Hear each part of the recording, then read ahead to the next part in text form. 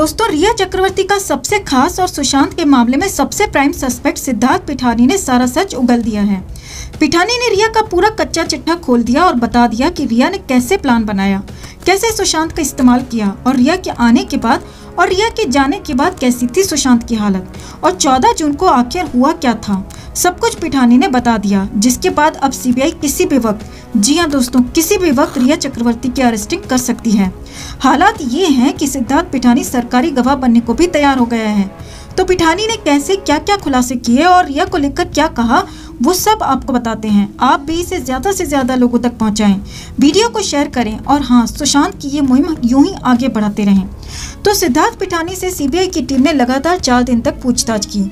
नौकर नीरज और पिठानी के बयानों में बड़ा अंतर पाया गया था, जिसके बाद बड़ी कॉन्स्पिरेसी की बात कही जा रही थी और उसके बाद ही सीबीआई ने पिठानी से बेहद सख्ती से पूछताछ की और सख्ती दिखाने का असर ये हुआ दोस्तों कि पिठानी ने तोती की तरह सारा सच उगल दिया।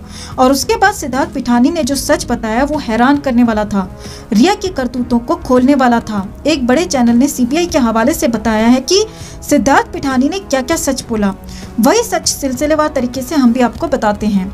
तो सिद्धार्थ पिठानी ने बताया कि रिया चक्रवर्ती जब से सुशांत की जिंदगी में आई थी, सुशांत की जिंदगी पूरी तरह से पलट गई थी और रिया ही सुशांत के फैसले लेने लगी थी। यही नहीं दोस्तों, पिठानी ने बताया कि रिया के आने के बाद सुशांत काफी परेशान रहने लगे थे और 3 से 4 बार सुशांत पिठानी के सामने रोए भी थे।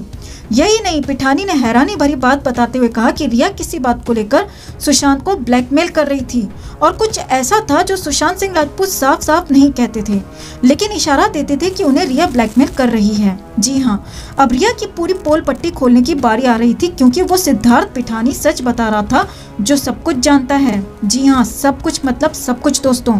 अब आगे देखिए, सिद्धार्थ पिठानी ने बताया कि पिछले 1 साल में सुशांत का काफी सारा पैसा रिया चक्रवर्ती ने फिजूल खर्ची में उड़ा दिया था। रिया सुशांत का क्रेडिट कार्ड अपने ही पास रखती थी और उसका बिल भी सुशांत के ही अकाउंट से पे किया जाता था। जी हाँ, इतना ही नहीं, आगे देखिए दोस्तों, सिद्धार्थ पिठानी ने उस पार्टी का भी जिक्र किया जिसमें सुशांत की बहन और रिया के बीच झगड़ा हुआ था। तो पिठानी ने बताया कि रिया सुशांत की फैमिली को पसंद नहीं करती थी और जब सुशांत की बहन मुंबई आई थी तो रिया ने जानबूझकर उनके साथ झगड़ा किया और फिर सुशांत ने भी उस दिन रिया का ही साथ दिया, क्योंकि तब रिश्ता नया नया था और उन दिनों सुशांत रिया की हर बात को मान रहे थे। तो सुशांत को परिवार से दूर करने के लिए प्लानिंग पहले दिन से चल रही थी और उस पार्टी में रिया ने अपने पहले पैतृक को आजमाया था, क्योंकि उसके बाद ही सुशांत के अपनी बहन के साथ रिश्ते बेहद खराब हो गए थे और सुशांत इसी वजह से बेहद परेशान भी रहने लगे थे। आगे पिठानी ने बताया कि अगस्त 2019 के बाद सुशांत की जिंदगी में भयंकर बदलाव आना शुरू हो गए। रिया सुशांत को फिल्में नहीं करने देती थी और खुद के साथ ही फिल्में करने के लिए कहती थी। तब सुशांत का भी काम मन में नहीं लग रहा था और सुशांत ज्यादा समय रिया के साथ ही बिता रहे थे।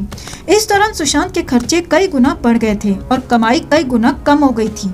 पिठानी ने बताया कि इसके बाद वो मुंबई छोड़कर हैदराबाद चला गया। जी हाँ, जब सितंबर में पिठानी हैदराबाद चला गया तो उसके बाद अक्टूबर से रिया ने अपना दवा का खेल शुरू कर दिया था। अब आगे देखिए पिठानी ने और क्या खुलासे किए दोस्तों। सिद्धार्थ पिठानी ने बताया कि जनवरी 2020 में उसके पास सुशांत का फोन आया और उन्होंने उसे मुंबई आने को कहा। पिठानी ने बताया कि इसके बाद रिया चक्रवर्ती ने मुझे सुशांत के साथ रहने को कहा और सुशांत का ध्यान रखने को कहा और रिया ही दीपेश सावंत को भी लेकर आई थी। पिठानी ने बताया कि सुशांत फिल्मी दुनिया छोड़ने वाले थे और अपना ड्रीम 150 प्रोजेक्ट शुरू करने वाले थे, लेकिन रिया चक्रवर्ती नहीं चाहती थी कि सुशांत फिल्मी दुनिया छोड़ें और मुंबई से कहीं बाहर जाएं। पिठानी ने बताया कि इसे लेकर दोनों के बीच झगड़े भी होते थे और पिठानी ने यह भी बताया कि सुशांत रिया चक्रवर्ती को भी छोड़ना चाहते थे, लेकिन कुछ ऐसी मजबूरियां थी, कुछ ऐसी ब्लैकमेलिंग थी जो सुशांत रिया को छोड़ नहीं पा रहे थे। आगे देखिए दोस्तों, पिठानी ने बताया कि सुशांत कहते थे कि अब 30,000 महीने में घर चलाऊंगा। जी हाँ, 4.5 लाख रुपए किराया देने वाले फ्लैट में रहने वाले सुशांत सिंह राजपूत 30,000 में घर चलाने की बात कहते थे। सुशांत कहते थे कि खेती करूंगा, परिवार के साथ रहूंगा, लेकिन मुंबई में नहीं रहूंगा, फिल्में नहीं करूंगा। यानी सुशांत का विजन क्लियर था, वो सब कुछ छोड़कर जाने वाले थे, लेकिन यही तो रिया को पसंद नहीं आ रहा था और कुछ ऐसा था जो सुशांत किसी से कह भी नहीं पा रहे थे और रिया को उसी डर के चलते छोड़ भी नहीं पा रहे थे। हालांकि पिठानी ने यह बताया कि जनवरी 2020 में भी रिया चक्रवर्ती एक बार सुशांत को छोड़कर गई थी।